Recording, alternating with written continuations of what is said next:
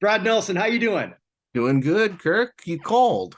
I did. Do you know what happens sometimes on the base of Mount Manitoba? Well, the only thing I know about Manitoba is it's flat and it's cold. Well, it's really cold, but so you know what I've got from the fine people here at Okupa. Take a look at this. Oh, what is that? That is a rechargeable hand warmer. Makes a Ooh, great Christmas gift. And you can check them out at okupa.com. And let me tell you about this little gizmo here. It's the industry okay. leading brand of rechargeable hand warmers over the last few years, founded in 2017. They've provided great options for people who are going outside or even inside if you want. Maybe you got some maybe getting a little cold inside. Some people when they're older, you kind of need something to hold on to. For me, it's great because I've got a little dog who needs to go outside all the time, and she hasn't figured out how to do her business. So sometimes it's really good for me to just sort of like hold on to that. Also, too, I'm going to go ice fishing this winter. I'm going to bring this. So I'm going to have one hand here, one hand on my beard, one hand on the pole. So you can recharge that Yes, I can with your recharge three that hands. with my three hands. Yeah.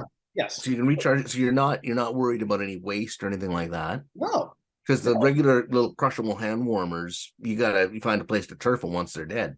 Yeah. So yeah, exactly. So this is like the newest state of the art one. So every time they're always trying to innovate, much like ourselves. We're always innovating as we do on notinhalloffame.com.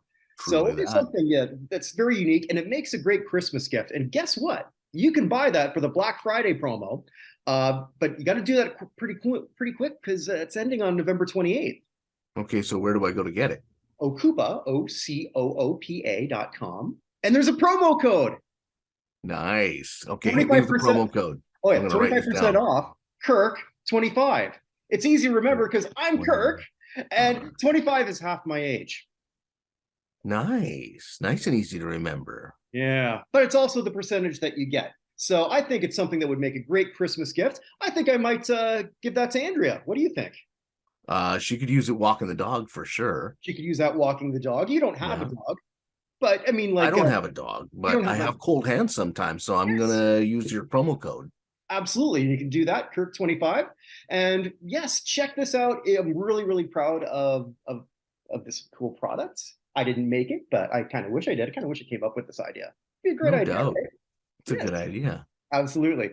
So thank you so much. And check that out, everyone. Hurry, buy it now. I'm looking forward to getting mine.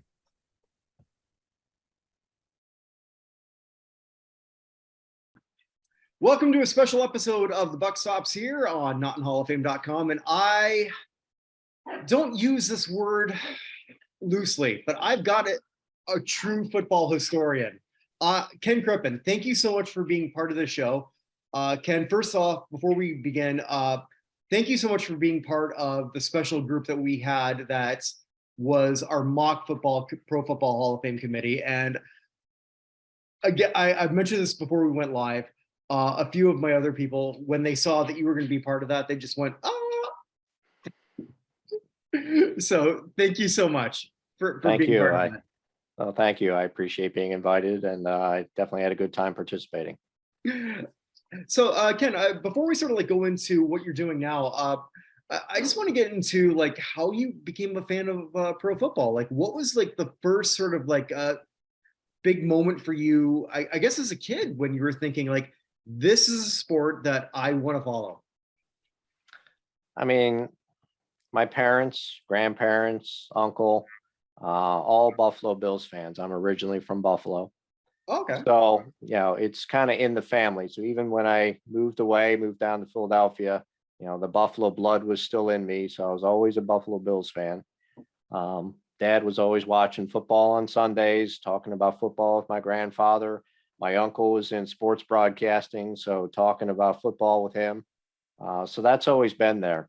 And then, as I got older, I started diving more into the history of the game. And the more I dug into it, the more I really enjoyed it. And I just wanted to keep going farther and farther back, learning more and more.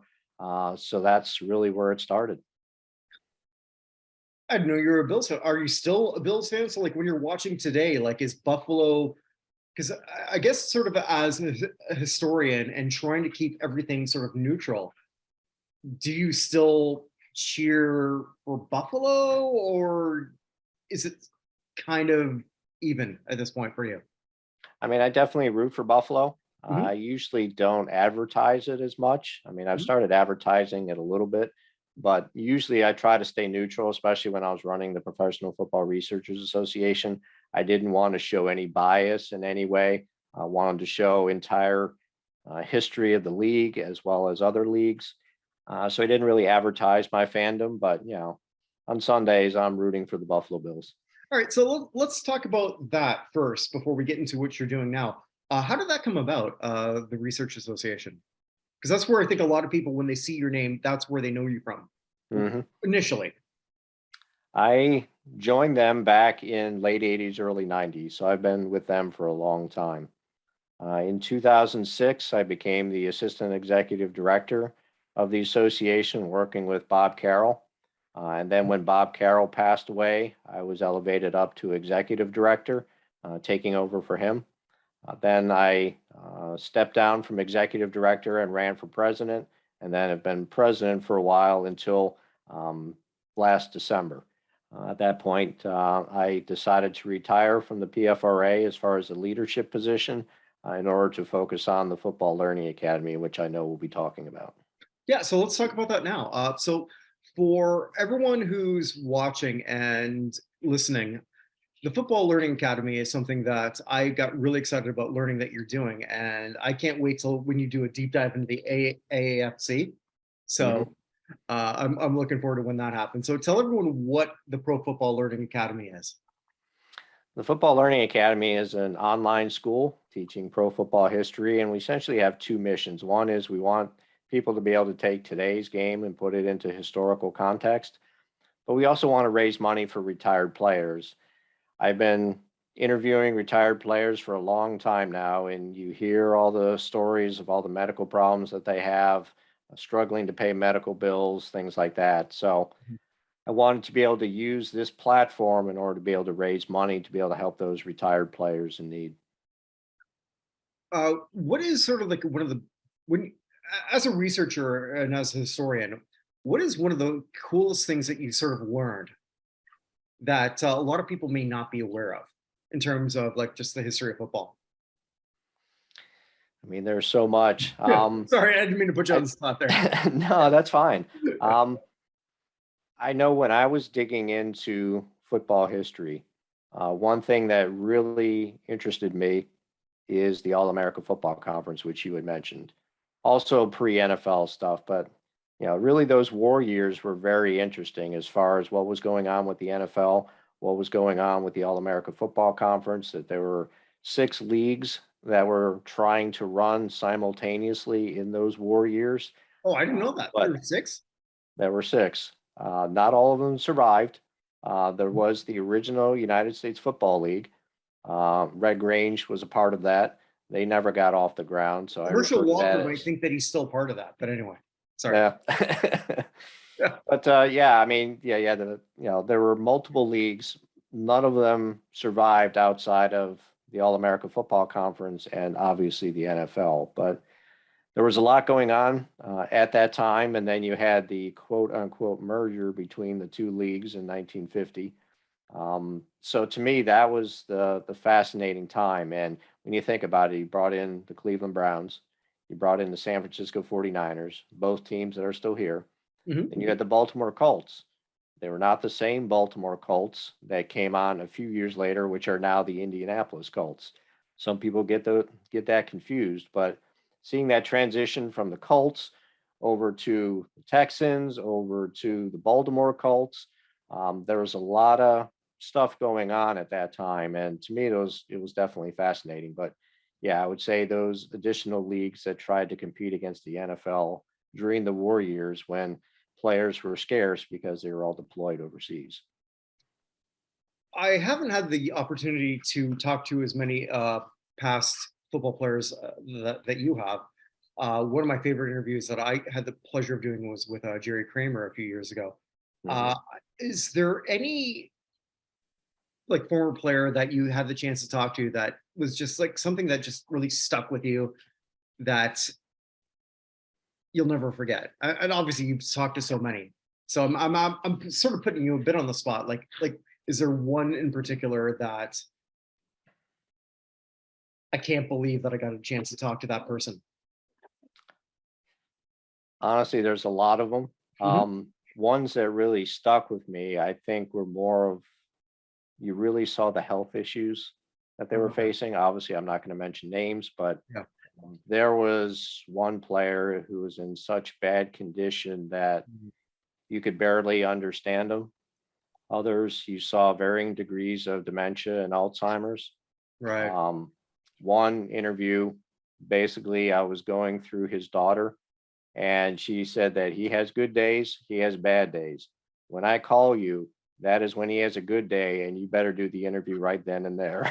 Yeah. So those types of things really stick with me. I mean, yeah, there's definitely personality things like, you hear Bill Parcells, you thought that, he's going to be an incredibly difficult interview. He's probably one of the nicest guys I've ever met. Incredibly Mhm. fun to Oh, interview, great time. okay. Art Donovan, I mean, we've seen him on late night TV.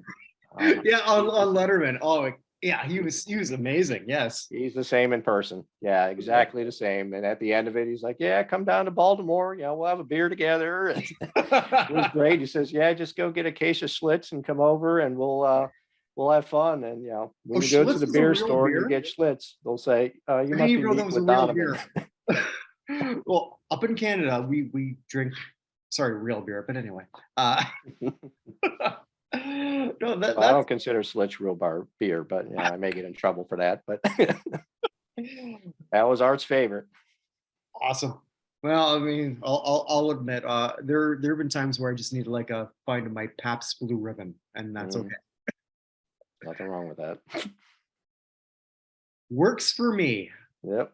So, in terms of the, I guess, sort of the charitable endeavors, the NFL, as much as it is, I would like to think right now, like when I was a kid, I guess growing up in the '80s, I didn't feel that the National Football League was the biggest pro football, or or pro sports organization rather. I thought MLB was. I Mhm. think right now the NFL is. Saying Saying that, the way that they've taken care of their own is a bit lacking. So let's go. I want to go into like how you sort of like are trying to give back to that, which is great, but at the same time, sad that I guess you have to feel that the NFL hasn't. Yeah, I mean, there's definitely more that can be done. I know in the last CBA, they've made some great strides, especially when it comes to the pre-1993 players. But there's still a lot more work that needs to be done, and there's still a lot of players out there that need help. So that's why, I'm taking a portion of all the proceeds from each of the classes that are paid classes and giving that to retired players in need. So Mhm. more needs to be done. Hopefully, more will be done in the next CBA that comes up. But I definitely was happy to see that they started addressing some of the pre 1993 players and the issues that they're facing with the latest CBA. And so let's talk about some of the classes that you're doing. Okay, well, one, we have a master class with legendary sports writer and broadcaster Leslie Visser. So she comes in not only talking about her career and everything that she faced, but also giving some interviewing techniques. So talking about what makes her a great interviewer. Mhm. So, I mean, it's definitely fascinating to listen to somebody who's a master at her craft talk about it and give tips on how you can improve things, especially, you've got a lot of people that are doing podcasts, they want to get into broadcasting, things like that. So these types of things are definitely going to be beneficial just to help you with the stuff that you're working on, but learning about her fascinating career too. I mean, it's just she was incredible. So that's one that we have. We also have a class on the first black quarterbacks. The history is not exactly correct when it comes to giving credit to the first black quarterbacks. So we wanted to do a deep dive into that and find out what is the true history so we can have the proper lineage out there and give people credit for their accomplishments.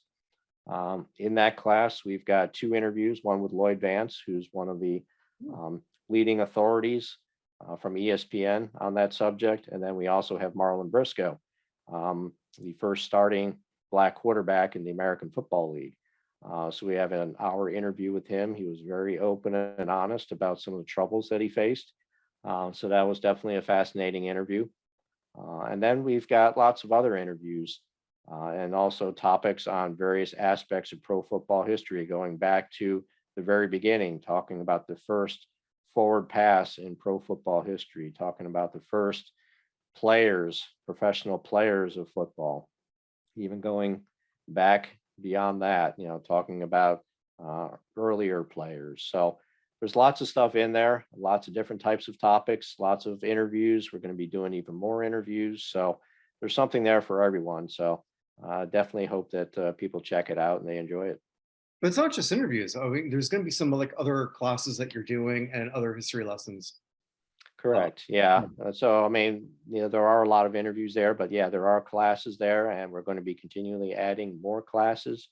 Some of the ones that are in the works, you had mentioned earlier about the All America Football Conference. We're Yeah, going to have an I'm in-depth pumped look. for that one. We'll have an in-depth look at that. I mean, I've obviously written 2 books on the subject, so I know a little bit about the All America Football Conference. I see. I didn't know that. Where can everyone get those books, and what are they titled? You have the original Buffalo Bills. So I Mhm. focus on the 4 years that the Buffalo That I Bills did were in the sorry. All America Football Conference. Yeah. And then there's also an encyclopedia on the entire All America Football Conference, including stats, all-time roster. We pick an all-time team for that. So you can look at each individual year, doing an all-pro type of listing, as well as taking the entire conference, all 4 years, and coming up with the best players and then doing scouting reports on all those players. So we can not just put out stats and awards, but actually the film study that we did on all of these players, putting what we've seen on film in this book. So there's a lot of information on the All America Football Conference in there. So anybody who's interested in that conference and that other league, definitely something that they would be interested in. Okay, so I guess I'm doing sort of like a deep cut here. How do you find the footage for this? There's varying sources on that. I can't reveal all of my sources, but Fair enough. Yeah. Okay. yeah, I mean, there's definitely film out there. I've watched a lot of film. I've watched probably all of the film that's out there on the All America Football Conference. Oh wow. So we do deep dives into those players, and I've done historical scouting reports for not just All America Football Conference, but Mhm. other people. Laverne Dilwig and Al Wistard and Jerry Kramer, Bob Skoronski. There's a bunch of them out there. So that's the stuff that I have on my website right now. Okay. You'll be able to take a look at that and see what we've done from film study for these players. And the goal was to help out the Pro Football Hall of Fame selection committee, because not all of them are watching the film. So I'm watching it for them and telling them what we're Right. seeing, so that hopefully it's going to help them make an educated decision as far as who should be in the Hall of Fame and maybe who should wait a little longer. I've been kind of like minorly obsessed with Paul Brown lately. Mhm.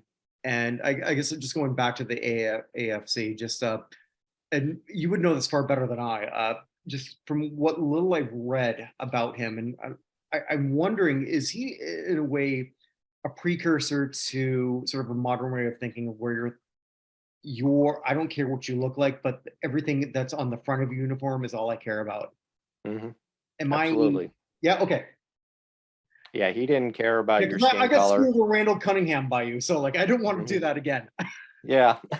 Yeah, I mean, he didn't care what skin color you were. He Yeah. wanted to know that you could play football, because he was all about putting the best team on the Mhm. field, and that's going to be the best players that you can find. And so signing Bill Willis and Marion Motley Mhm. was not a problem for him, because he had them on his teams prior. He knew that they could play football. So there was no doubt that they would work well on the Cleveland Browns. And so he didn't hesitate in signing them. And I guess too, like just like that's something that still blows my mind. I mean, like, and I feel like I'm relatively old at 50, but I've never in my life ever not seen African Americans dominate football. Mhm. And the fact that that sort of there was a time when actually, well, in my lifetime, there was a time when they said, well, You can dominate football, but not a quarterback. Mhm. So like that in itself is still so bizarre to me. Yeah, and you still have the biases out there of this is a cerebral quarterback versus this is an athletic quarterback, and it usually breaks down along racial barriers. So there's still a lot of work that needs to be done to get rid of those stereotypes, get rid of looking at the color of people's skin and just looking at their abilities and judging them based on their abilities.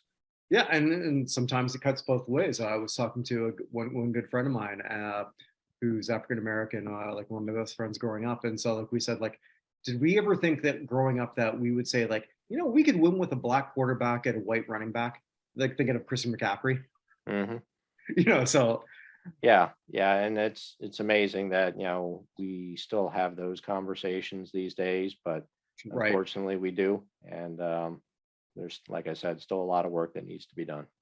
What is going to be something that like what else are we working on the Pro Football Learning Academy that you're A really excited to talk about?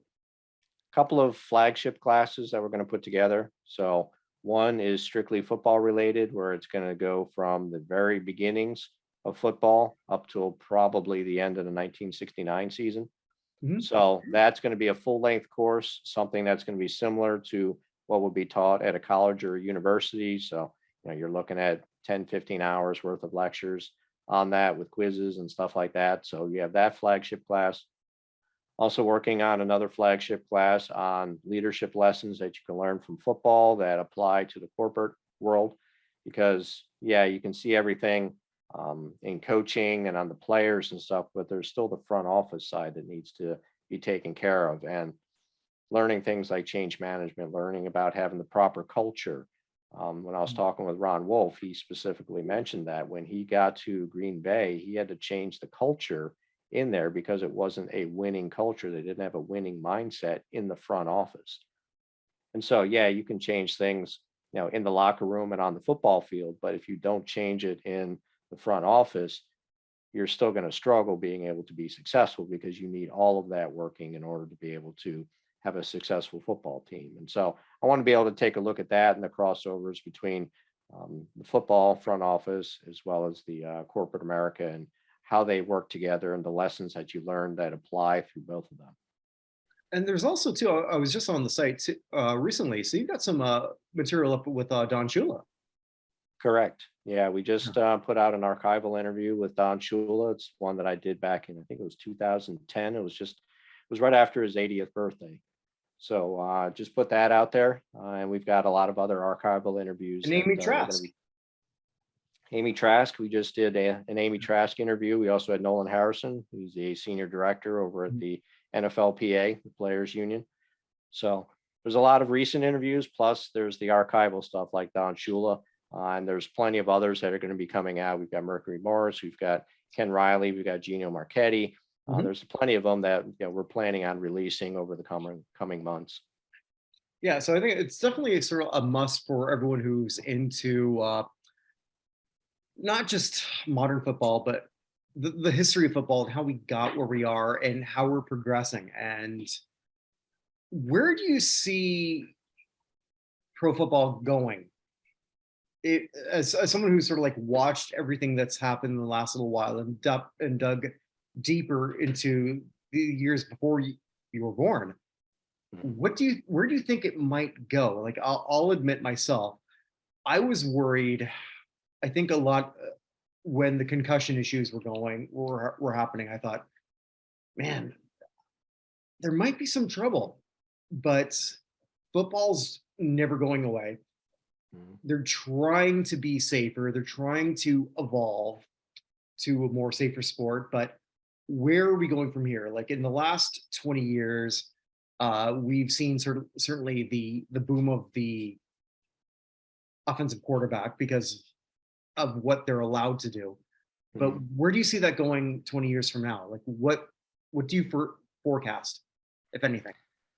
I think it's still going to keep going in the same direction where they're going to favor the offense over the defense. So you're going to see more scoring. You're going to see more rules put in place to hamper the defense. So, yeah, you're going to see records just getting shattered as far as passing yards, receptions, touchdowns, Mhm. scoring per game, total scoring, all that kind of stuff. I see that definitely exploding over the next several years, 10 years, 20 years. At some point, they're going to have to rein it back in again and allow the defense to play defense. So Yeah. hopefully we'll see that swing sooner rather than later. But to me, they definitely want to keep going with the scoring because Mhm. that's what creates the excitement and that's what brings people in.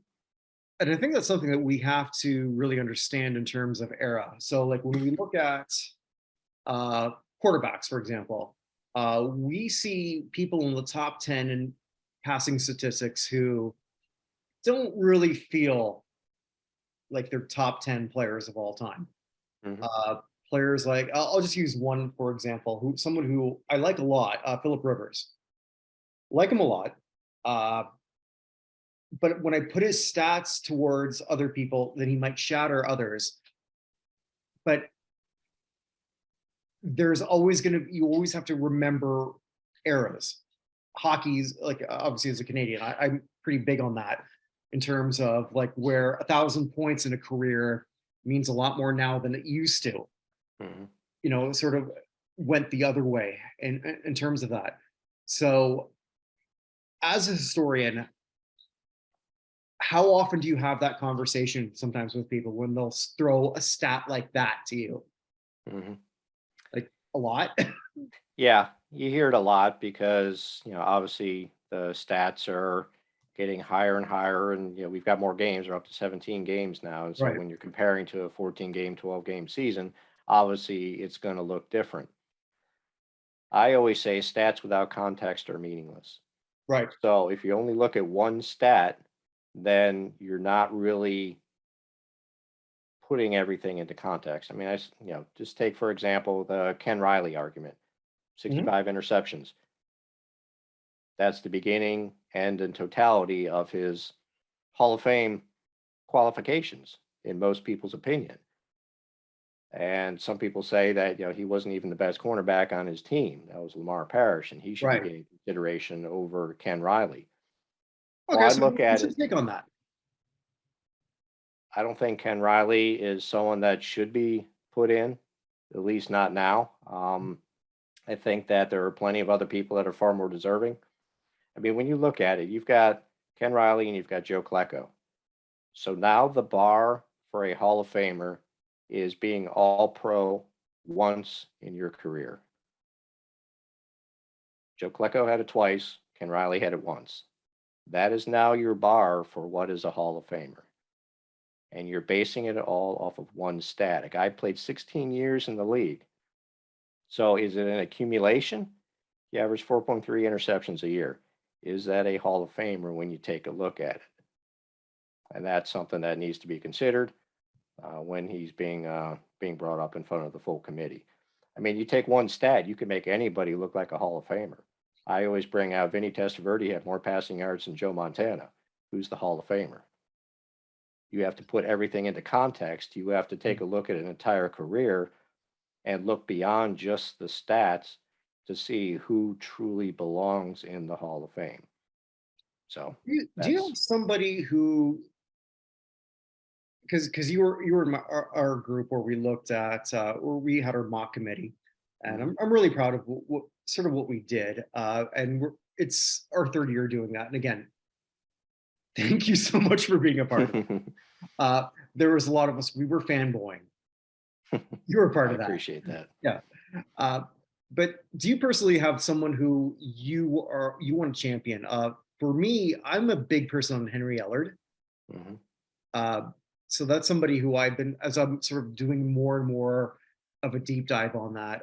One person in our group, Tom Saul, he's big on Tom Nalen, Mhm. and you were there for his very passionate speech about that, and he's Mhm. really changed a lot of our minds for that. But is there somebody who you're thinking that how are they not seeing this individual? Yeah, I'm going to go back on this because there's somebody that has been overlooked for so long. So he is not in the modern pool. He is a senior pool and he is deep in the senior pool. I know that name's come up in your group before. It's Laverne Dilwig. Yes. Um, Yeah. he is somebody that absolutely belongs in the Pro Football Hall of Fame. You take a look at it, 6-time consecutive consensus All Pro, 4-time consecutive unanimous All Pro. You take a look at the other pre-modern era ends in there, Bill Hewitt, Wayne Milner, Red Bagro, combined, they had 5 consensus All Pros. Dillwig had 6. He was better in the 1920s as far as All Pros than Guy Chamberlain and George Halas. Combined, they had 3 consensus All Pros. Dillwig, if you just look at the 20s, had 4. He was obviously the best. Even when you look at stats, even incomplete stats, he blows away the other pre-modern era ends in there, except for Don Hudson. Try to think of a defensive end with 27 interceptions. Somebody who lined up as a defensive end, a 7 technique or a 9 technique with 27 interceptions. Mhm. You look at Wayne Milner, Red Badgrow, and Bill Hewitt, combined, they had 2 playing the same position. So why do you think that he got forgotten? Because I mean, Because because he played for Green Bay, so this is not a team where you get forgotten. he was followed by Don Hudson. Okay. You remember the guy before Jerry Rice? Fair enough, because when you just said that, I went, duh. I don't I don't know who was the big who was that? I don't know. I'd have to look it up. But yeah, I mean, yeah, I've watched film on Dillwig, and he was unbelievably quick, and that explains why he has 27 interceptions, because he could run toe to toe with the running back coming out of the backfield.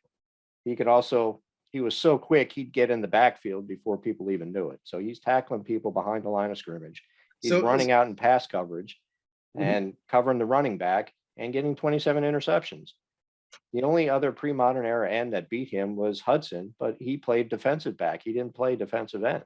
so So that's your yeah, you're most going to have wanted more person, you would opportunities. say? What's that? So safe to say that is your most wanted person who's not in the Hall of Fame. Absolutely. Okay. Absolutely. Yeah. I mean, you look at his stats, incomplete stats, he blows away the other pre-modern era ends except for Hudson. Okay. So if Uh, you completed the stats, then yeah, he'd be even farther ahead.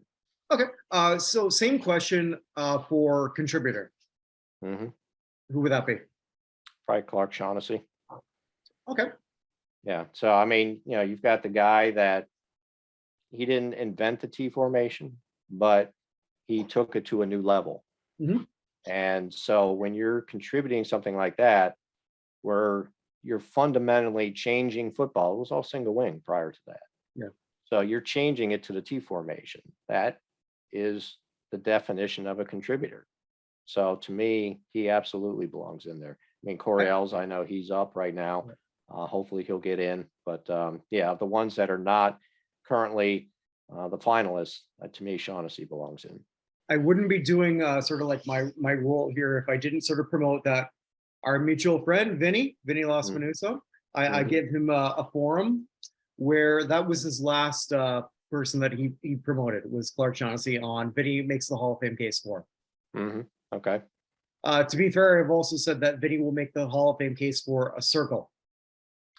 He pretty much wants everyone inducted. Yeah, but Vinny, we love you. Yep. Hey, But we love the we- enthusiasm, Vinny. for sure, for sure. I wouldn't give him his own show Mhm. on this if I didn't believe that. So I guess just in closing, where can everyone follow you on social media? All right, Twitter, Football Learn One is our handle there. We're also on Facebook. We have a private Facebook group, but you can apply to join to it. We're on Instagram. We're on LinkedIn. You can go to. I'll have to do that on Facebook because I'll have to apply for that. Yeah, absolutely. We'll let you in. I hope so. Yeah, and we also have a YouTube channel. So yeah, if you go to www.football-learning-academy.com, we've got links to all of our social media, so we make it nice and easy for you to find us on all those different platforms. And check out all the classes that we have there too. There's lots of free stuff there. There's some paid stuff. Like I said, all the paid stuff goes to helping retired players in need. So help us raise money to help those people that you love watching on TV on Sundays. I think we can all get behind that. Ken, thank you so much. You really classed up the joint. Well, thank Much you for having appreciated. me. I appreciate it. Yeah. So wherever you are, wherever you may be, stay safe, everybody. Thanks so much.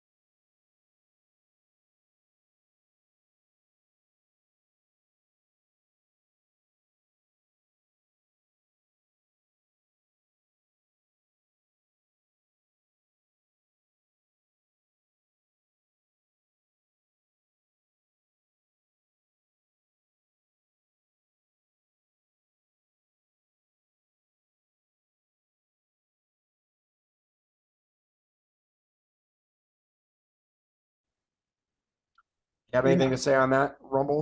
Yeah, not as much as I thought it would. I was trying to like, because I knew this he would come up. I watched him a few times fight. I don't have anything spectacular to say. I wish I did. Okay. I don't do MMA at all, so Yeah. but he was only 38. Passed away from non-Hodgkin's lymphoma. So, yeah. Yeah, not somebody who's going to be in the MMA or UFC Hall of Fame, but somebody who we all remember for watching that sport, Correct. if that makes any sense. Correct. A couple other people I missed, by the way, back to football. Adrian Dingle, defensive end for the Chargers from 99 to 05, passed away at the age of 45. So also passing away, a name for baseball, passed away at the age of 55. Do you remember Chuck Carr? Led the NL in stolen bases in 93. I'm sorry, Chuck Carr? Carr, C-A-R-R. No. Center fielder, played for the Mets, Cardinals, Marlins, Brewers, and Astros. I don't remember him at all. So what, he's like he stolen baseball? Yeah, he won the stolen base title in 1993. No, I don't remember that name at all. Oh, okay. He was a center fielder. Yeah, he passed away at the age of 55. So who do you play for? I don't have it in front of me. From the world of golf, Dow Finsterwald passed away at the age of 93. Won 13 times on the senior and PJ Tour, including the 1958 PJ Championship. Was the PJ Player of the Year in 58. He was 93 years old. From let that one go. Coy Gibbs passed away. Race car driver, son of Joe Gibbs. Passed away at only the age of 49. I believe he had a heart attack in his house. So, yeah, but a very big member of the Joe Gibbs racing team. Yeah. Member of the 1984 U.S. National Olympic hockey team, Stephen Griffith, passed away at the age of 61. A member of the 1966 champion Boston Celtics, Ron Watts, passed away at the age of 79. And a couple people from broadcasting passed away. Jane Gross passed away, the first woman ever to have entered a professional basketball locker room as a reporter. She passed away at the age of 75. In February of 75, when she was a reporter for Newsday, Red Holtzman allowed her to come into the locker room, making her the first one ever. And Fred Hickman passed away as well, the ESPN anchor. Also, at one point, the voice of the Yes Network. Passed away at only the age of 66. Probably best known for his work on CNN Sports Tonight. He and Oh, why can't I think of his name? The other guy who was with him, who passed away a few years ago, Nick Charles. Mhm. Yeah, yeah. Um, and then of course, I did forget um, the base mistress took a professional Hungarian tennis player, Ava Szabo, at the age of 77. And then out of the world at large, Robert Clary, best known for his roles, Corporal Louis LeBeau on Oh, Hogan's Heroes, passed away. oh. Yes, I figured you'd remember him. He passed away at the age of 96. Okay. Do you know that my brother and I, we were not allowed to watch that show? No, Yeah. Yeah, because my father being a German. because you knew nothing. Seriously. Yeah, no, we were not allowed to watch that show because my dad said, who was a German? He says, like, no German is this stupid. You're not watching this show. Interesting. I'm dead serious. I'm not even fucking with you. Interesting. Yeah. I just have a few more so we can move on. John Aniston, Jennifer Aniston's father, best known as a actor on Days of Our Lives, passed away at the age of 89. Yes. Oh, yeah. He was a big star to me. Yes. He was. Mehran Karini Nasseri, best known as the guy who Tom Hanks played in The Terminal, the guy who got stuck living in the airport, Charles de Gaulle Airport. Mhm. The actual man passed away at the age of 76 or 77. We're not sure which. Leslie Phillips, best known as the Sorting Hat from the Harry Potter series, Never passed saw away it. passed away at the age of 98. Kevin Conroy, best known as the voice of Batman and all the comics. Yes. Yeah, that's okay. That hit Twitter pretty hard, I saw. It did. Yeah, he Yeah. passed away at the age of 66. Mhm. But yeah, everybody in the whole community, Tara Strong and Steve Bloom, and of course his partner in crime more than anyone, Mark Hamill, were very, very upset about this.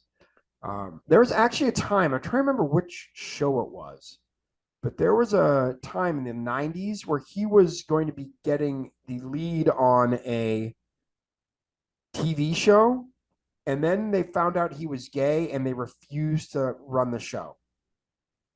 The actor? Yeah, Kevin Conroy. He was going to get like a live acting spot, and they found out he was gay and refused to run it. I can't remember the name of the show, but he passed away. Who gives a shit now? It was 1989. So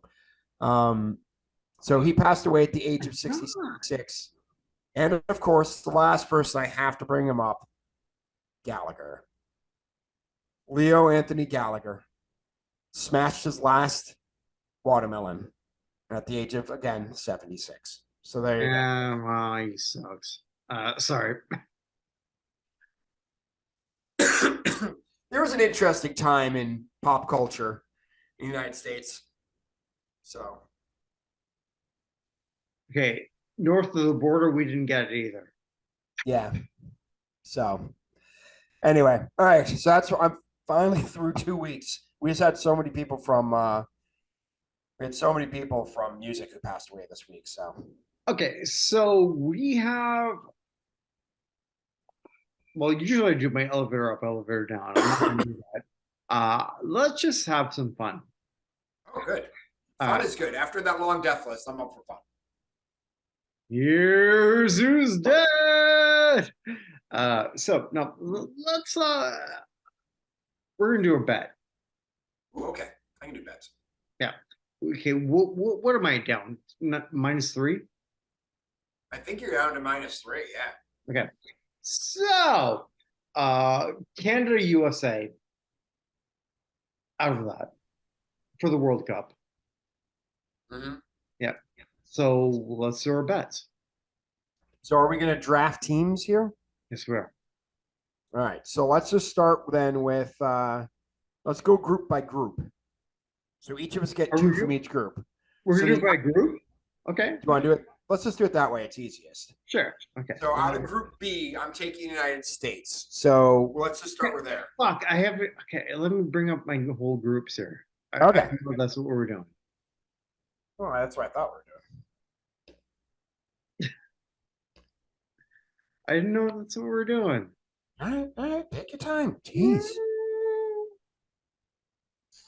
So the World Cup will be well underway by the time we get our next one. So Ah, screw it. Okay, like I can't figure it up. I'll trust you. Right. All right. so I have Canada, United States. So let's start in group. We'll start in Group A.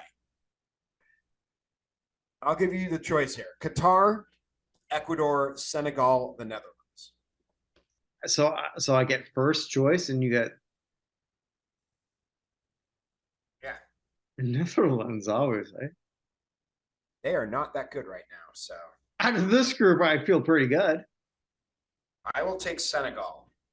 Okay. And then I will do we'll do back and forth. I'll also take Ecuador, and you can have Qatar.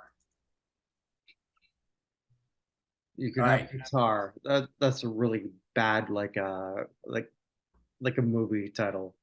So Group 2, I have to take the United States. So I'm presuming you're taking England and Wales, or are you taking Iran? All right, so I have the next two. So it would be England, obviously. England or England and Wales. England and Wales. And I will get. So you get around. I'll get best buddies, United States and Iran. All right, Group C, we Best have buddies, you're awesome. Okay. Group C. Oh, I feel bad about this. I'd like the first pick in this group. Argentina, Saudi Arabia, Mexico, and Poland. You're first. You want me to take first? Yeah, isn't that what we decided here at this point? Sure. I'll take Argentina then. Mhm. You want Mexico and Poland? Or do you want, who's the other one? Or Saudi Well, Arabia? it's Mexico and Poland. So Mexico, Poland, and I'll take Saudi Arabia. Mhm. Okay. Now you pick first this group. France, Australia, Denmark, and Tunisia. France. France. I'm from France. I'll take Denmark, and Australia's not been playing well at all. I am from France. Heck, I'll take Australia though. You have Tunisia. Mhm. All right, you're picking group. Oh, where's Canada? Canada's at Group F. So I'll start Group E. So this is an interesting one because it's Spain, Costa Rica, Germany, and Japan. So this is a tough group. I can't not have the Germans. You can't what? I can't not have the Germans. Well, that's okay. I'll take Spain. So you can have Germany. I have the Germans. Yes. And then do you want Japan or Costa Rica? Don't care. I just need the Germans. Just pick one. It's your turn. Japan. Japan. Pick All right, Japan. This group you're taking Canada for your first one. So I'll go second. I'll take Belgium. And actually take Morocco, and you can have Croatia. Fair. All right, Group G. So you get choice here: Brazil, Serbia, Switzerland, or Cameroon. Okay, Brazil. All right, I'll take Switzerland and Cameroon. Okay. You can have Serbia. I like one of these things, yeah, for the teams are going to take off. And then we have Portugal, Ghana, Uruguay, and South Korea. Portugal's looked really good today against Nigeria. I guess I'll take Portugal. Nigeria. What's the other one? Oh, so it was Ghana, Uruguay, and South Korea. Nigeria. Oh, Ghana, Uruguay, South Korea. Ghana, South Korea. Ghana, South Korea. Oh, good, because I was actually thinking about taking Uruguay as my other pick. All right, cool. So that's it. So you have the Netherlands, Qatar, England, Wales, Mexico, Poland, France, Tunisia, Germany, Japan, Canada, Croatia, Brazil, Serbia, Ghana, South Korea. I have Senegal, Ecuador, United States, Iran, Argentina, Saudi Arabia, Denmark, Australia, Spain, Costa Rica, Belgium, Morocco, Switzerland, Cameroon, Portugal, and Uruguay. So there we go. All right. All right then. There you go. There we go. All right. And now, do you have anything else, or are we just going to finish the good, the bad, and the bad, the ugly, and the good? The bug. Yes, the bad, the ugly, and the good.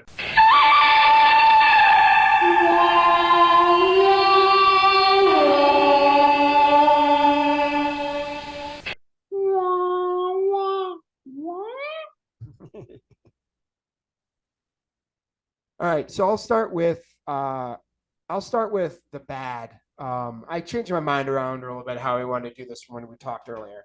I'm going with Qatar's readiness for this World Cup. It's going to be interesting. I like the fact it's in a place where the European teams should be at a disadvantage in that they're not used to the heat that they're going to be getting, except for maybe Spain and Italy and a few others. England and Wales and Denmark are not ready for the heat they're going to have to deal with. But outside of that, like this whole thing was a corrupt bargain to begin with. The hotel rooms are basically just tents in the middle of the desert. They're hiring like fans to pretend to be people from other countries. Like there's all sorts of stuff. Like Grant Wall tried taking a picture of the logo on the wall, and a security guard made him delete it.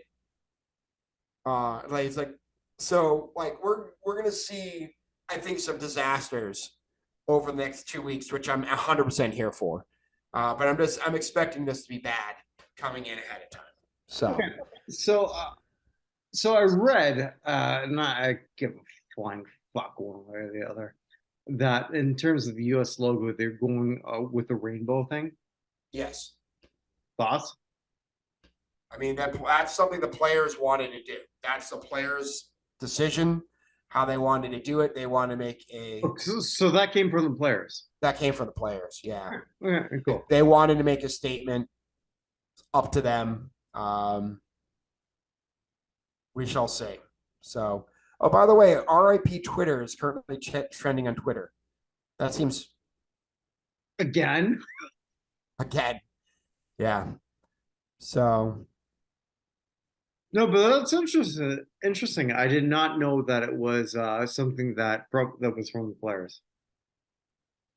yeah, it was from the All right, well, cool. it was from the players. So, yeah, it's up to them. We'll see what happens. I mean, Qatar is we'll see. I'm not saying that any country is morally better than We're any not other. big in guitar. You can say whatever you want. Yeah, it's just we shall see. I just do not think this country is ready for it, and it's going to be a We massive. knew that 10 culture years shock. ago. Right, it's gonna be a massive culture shock. I mean, but their hotel rooms are literally like just bare tents in the middle of the desert. So we'll see exactly how this works. Okay, my wife, who's in the hospital industry, has been apparently they've been begging people to come there. But anyway, yeah. with that. Well, 2,000 Nepalese workers went there to work and died while they were there. So we'll see how that goes. I would say definitely more workers have died making this than anything probably since 1970 or 1930, whatever, at the beginning when there were no rules. Not a lie. Not a lie. It's true. So anyway, it's just gonna be a disaster. We're gonna see it's gonna be a disaster coming up. The ugly, they gotta figure out how to get the Washington football team out of the control of the owners of the Washington football team, out of the controls of Snyder's. That'll never happen. Well, I mean, so the District of Columbia's Attorney General has filed 2 lawsuits against Commanders, saying that they cheated residents out of hundreds of thousands of dollars of unreturned security deposits. And the team's response is basically like, this is a political witch hunt by somebody who's leaving office, and that the crime in DC is so great that they should be able to do whatever they want, and they use their own player who'd been shot as cover for the fact they could do whatever they want and be a terrible company. Hey, you went dark here, by the way. Oh, I went dark. Yeah. Woo. don't know how that happened.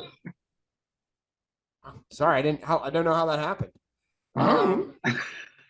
Yeah. So the attorney general has filed a couple of lawsuits, and they're hiding behind their Brian Robinson, who got shot, as like, who cares about white collar crime? There's other crimes going on. Okay, they are allowed to investigate both at the same time. Like that team is just, they've ripped off basically everybody.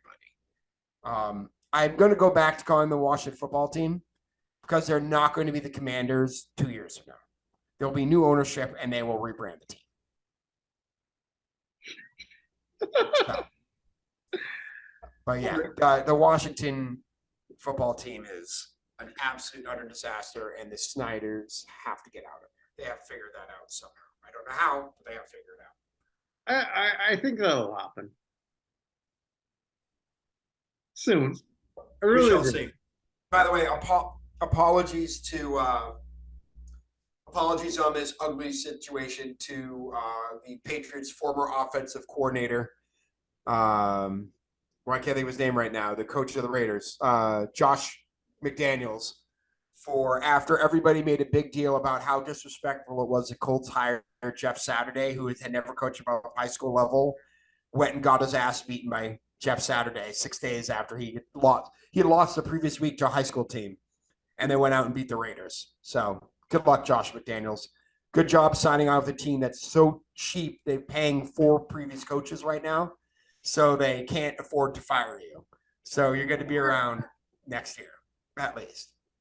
So All right, somewhere- that's good. yeah, somewhere Rick Bisaccia is like, what the hell, dude? But, and I'm going to go with the good. A good with a caveat. So the good, I'm going to go with my Boston Bruins team. So the Boston Bruins won again tonight, 4-1 against Philadelphia. So they are currently, they have 30 points. Hold on, how many points they have? They must have really lost like 3 times at this point then? Twice. They've lost twice. Oh, shit. Okay. They're 15-2 through their first 17 games. They've only lost to Ontario. They've lost to nobody else. They lost 7-5 in Ottawa and 2-1 in Toronto. So yes, Ottawa, who they've more than doubled up at this point. Ottawa has 13 points. The Bruins have 30, but we lost our only game to Ottawa. So I'm just going to say this team is way more fun than it should be.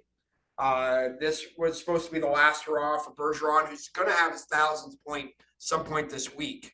He had 997 in his career coming into tonight. I actually didn't see if he scored any points. Eventual Hockey Hall of Famer, but yes. I mean, he has the most Selkies of all time. That makes a difference.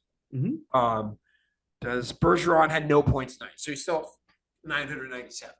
Getting to 1,000 though eliminates any sort of question on it. You know what I mean? Mhm. But just the level of hockey that they're playing is just absolutely ridiculous. Hampus Lindholm has been a freaking revelation on defense. Most of us had never heard of him because nobody stays up to watch Ducks games on the East Coast. Yeah, but yeah. Yeah, right. But the vast majority of Bruins fans are like, we traded for this guy and gave him 8 years at $6.5 million. What are we doing? The answer is making a very smart investment. So I want to bring that up. I also want to bring up a negative thing because I was going to put them on the bad side here, but I'm going to put the reaction to what they did on the good side. Okay. So the Bruins signed during the last couple of weeks a player named Mitchell Miller. This is your good? I'll tell you why it's my good. Mitchell Okay. Miller's not my good. Mitchell Miller's a horrible human being. He is. Maybe. There's no maybe about it. Okay. But yeah, go on. He spent multiple years harassing a kid Mhm. for being African American, put stuff in a urinal and made the kid eat it. Yeah. And then went on about how he changed and everything without ever actually apologizing to anybody. And the messages that he sent to the kid came out and I didn't see that. Yeah. Go on. He was covering his ass more than anything. And the Bruins, Agreed. he was drafted in the first round, I believe, by the Coyotes a couple of those seasons ago. 4th. Fourth round. Fourth round? Yeah. Or he's drafted fourth round a few years ago, and the Coyotes found out about it and they cut him. He's been out there for a while, and the Bruins vetted him without actually talking to anybody he'd ever actually dealt with. They basically talked to the agent. The agent's like, yeah, he's doing all this great stuff, and none of it was true. None of this. Yeah, I agree with you. Yeah, Get I done. heard that too. He ever actually did. Here's what's good about it. Every single player in that locker room went to management or like, we don't want this guy here. Bergeron went. Marchand went. McAvoy went. They're like, this guy does not fit our locker room. We don't know why he's here. They got ripped by fans. 100% fans were like, get him the hell out of here. Media was like, get him the hell out of here. And the Bruins, I guess to their credit, got him out of there. And now they're reviewing the way that they actually have Loretta Lynch coming in to review the way they use their vetting process so something like this doesn't happen again. What the Bruins did in terms of vetting is awful.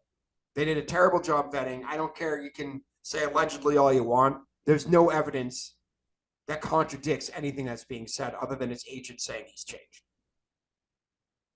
There's only nothing. I have no. I don't want to bury somebody for their entire life.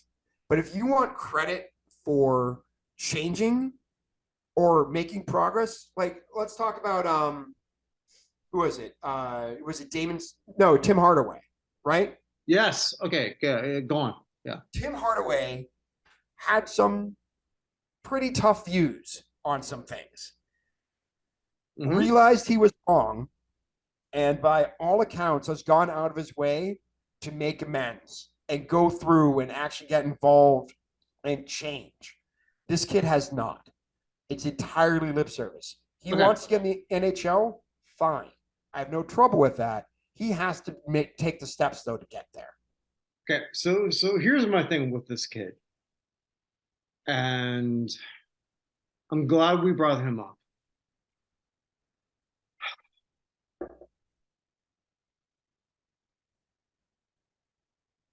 My take is usually when you're a dipshit when you're 14, you're a dipshit when you're 19. Agreed. Not always. Not always, but agreed. Yeah. So, but is there a path of redemption? 100% there's a path of redemption. And, right. So. But you have to take a step along that path and not say you took a step along that path. Right. I agree with you. So, can he get a path? Sure. The path was laid out for him. Was it, though?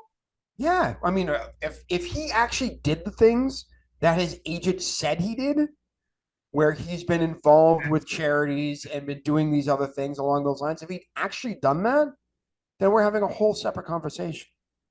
He hadn't done any of it. He signed up for stuff and never appeared.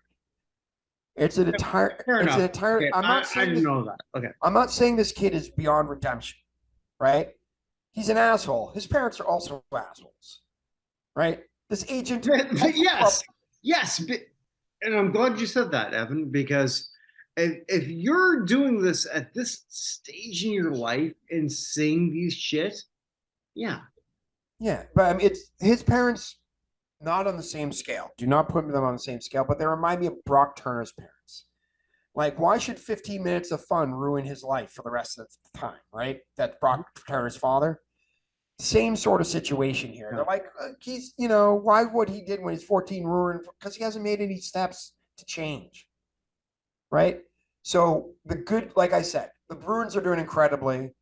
The way that locker room, this is probably a Patrice Bergeron statement more than anything else. Patrice Bergeron, yeah. The way he and Zdeno Chara built that room and the way that team acts is nothing to do with ownership because the owners suck. And as soon as Bergeron retires, I hate to see what's going to happen. But just the way the whole team reacted to the management of the franchise screwing up badly is actually nice. And the greatest commissioner in sports right now came out and said he wasn't even sure this kid was eligible to play in the league at the moment, which is making a statement, which was interesting. Gary Bettman, if you want to talk about a path to redemption, Gary Bettman got in the Hall of Fame. Hall of Famer. Yes. We've talked about this multiple times. Yeah. If Gary Bettman could change, if I could change, you can change. We all can change. Come on, bring up Rocky IV whenever we can. But like, this kid hasn't shown a redemption. He hasn't done any of it yet. He does not deserve the sweater. The Bruins are still owe him $272,000 for 3 days on the roster or 3 days in the organization. Really? Okay. I didn't know that. Which should come directly out of Cam Neely and Don Sweeney's paychecks, in my opinion. Let him feel the pain on this. But we'll see. The Bruins are fantastic. The Celtics are fantastic. They won by 25 in Atlanta, who is the 3rd seed right now in the East. Yesterday, the Patriots play football, and the Red Sox. I'll always say that they play football. They play football, and the Red Sox. Well, they have a lot of people to sign. So, yeah, we'll see about the Patriots. The Patriots beat the Jets this weekend. They make the playoffs. They don't beat the Jets this weekend. I don't think they'll make the playoffs. I think it literally comes down to this game based off the rest of their schedule. So, yeah, well, try me a Saints fan this year.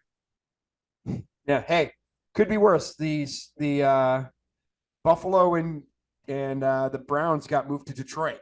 So, oh, did that happen? Yeah, because they're expecting somewhere up to 2 feet of snow originally. Now they're expecting 3 to 6 feet of snow over the weekend. I'll say this. And as well as whoever was this massive brain guy. Is that a word? The Einstein of the situation? Yes. Realize that, hey, here's the lake over here. Let's live over here. Mm-hmm. I mean, that's all Cleveland, Pittsburgh, Erie, Buffalo, Rochester. That whole area is the same. Well, it's Toronto too. Yeah, Toronto too. Yeah. Detroit, not to the same extent. Detroit, Chicago are not to the same extent as those other ones. Yeah. Well, there you go. There we go. So with that, do we have anything we want to talk about? I think you wrote a book, didn't you? Oh my God, yes, I did. Yeah. I did. Check it out. Chavo Guerrero Instant Classic. You can get that on Amazon, and there's so much other stuff that we do. Well, the one thing I do want to bring up, and now that my voice is back, you should see quite a bit more of it. I had a whole plan, and then it just fell apart. But we are the president, in my part, and chairman on your side of the United States Athletics Hall of Fame. We're going to be having our first class coming up in February. We're going to have a lot of content over the next few months getting added towards that. So you can vote on, I'll let you do it this time. Where do you vote? www.nottenhalloffame.com/USA.